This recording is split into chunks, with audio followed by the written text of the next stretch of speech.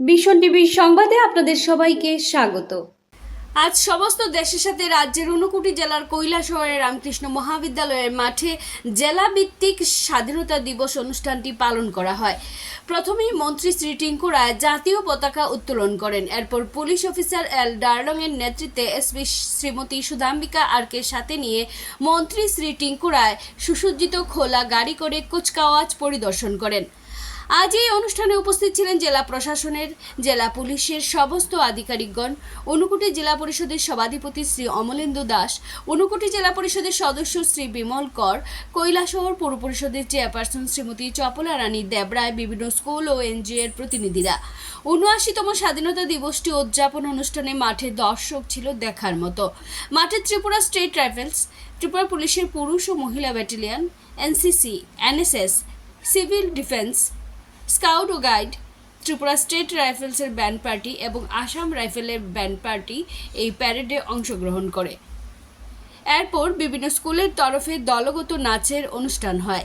এই প্যারেডে প্রথম স্থান অধিকার করেছে ত্রিপুরা স্টেট রাইফেলসের 15 নম্বর ব্যাটালিয়ন, দ্বিতীয় হয়েছে জেলা আর্মস পুলিশ এবং ত্রিপুরা স্টেট রাইফেলসের 8 নম্বর ব্যাটালিয়ন তৃতীয় হয়েছে।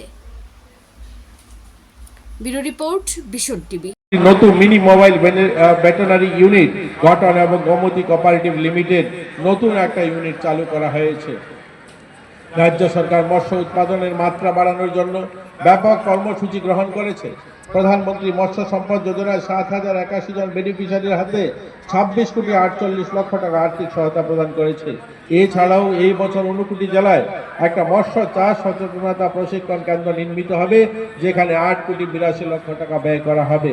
আমাদের 59 জেলায় বীরচন্দ্র গ্রামে আপনারা সকলে জানেন পঞ্চায়েতের অধীনস্থ বিনা ফসল উৎপাদিত যা ভূমিতে প্রায় 100 কোটি টাকা ব্যয় একোয়া পার্ক নির্মাণের পরিকল্পনা গ্রহণ করা হয়েছে।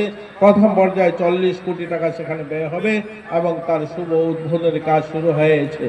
যুবদের কর্মসংস্থানের লক্ষ্যে রাজ্যে বর্তমান সরকার যথেষ্ট সচেতন। ইতিমধ্যে সরকারি দপ্তরগুলিতে শূন্যপদ নিয়োগের ব্যাপক বিভিন্ন উদ্যোগ গ্রহণ করা হয়েছে। বিভিন্ন দপ্তরে 2018-এর পর থেকে এখন পর্যন্ত 19,765 জন নিয়মিত কর্মচারী নিয়োগ করা হয়েছে বিভিন্ন দপ্তরে। এছাড়াও যে সকল দপ্তরে নিয়োগ প্রক্রিয়া চলছে, ত্রিপুরা পুলিশ সহ অন্যান্য দপ্তরে প্রায় 10,000 জন নিয়োগের চূড়ান্ত তালিকা প্রস্তুত, প্রায় ইতিমধ্যে সেটা হয়তো ঘোষণা হবে। চুক্তির ভিত্তিতে এসপিও সহ সমাজ কল্যাণ ও সমাজ শিক্ষা দপ্তরের সাম্মানিক ভিত্তিতে অঙ্গনারী ওয়ার্কার, অঙ্গনারী হেল্পার ও সরকারি প্রতিষ্ঠানে আউটসোর্সিংয়ের মাধ্যমে প্রায় 13,566 জন কর্মী নিয়োগ করা হয়েছে। রাজ্যের গুণগত শিক্ষার মান উন্নয়নে 2023-24 থেকে জাতীয় শিক্ষা নীতি বাস্তবায়িত হয়েছে। রাজ্যের শিক্ষার উন্নয়নের লক্ষ্যে বেসরকারি বিশ্ববিদ্যালয় ও সরকারি নতুন ডিগ্রি কলেজ, মেডিকেল কলেজ এবং ডেন্টাল কলেজ সহ বিভিন্ন কলেজ স্থাপনের উদ্যোগ গ্রহণ করা হয়েছে।